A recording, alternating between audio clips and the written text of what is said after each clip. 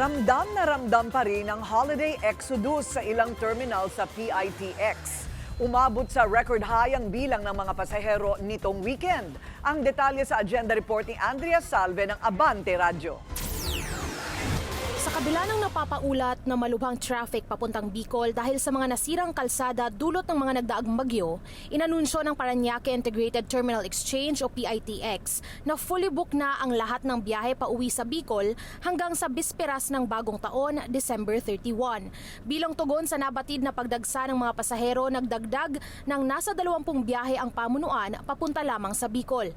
Ayon pa kay PITX Corporate Affairs Officer Colleen Calbasa, binigyan din nila ng special permit ang mga bus operator na nagdagdag ng mga bus para matiyak na magtutuloy-tuloy at walang maaantalang biyahe.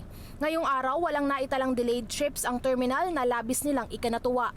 Hangad nila na magpatuloy pa ang maayos na daloy ng mga biyahe.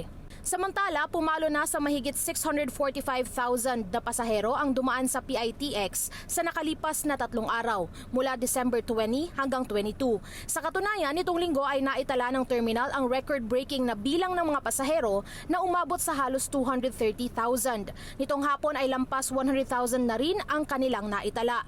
Patuloy naman ang pagpapaalala ng PITX sa commuting public na iwasan ang pagdadala ng mga ipinagbabawal na gamit para hindi maantala ang kanilang mga biyahe.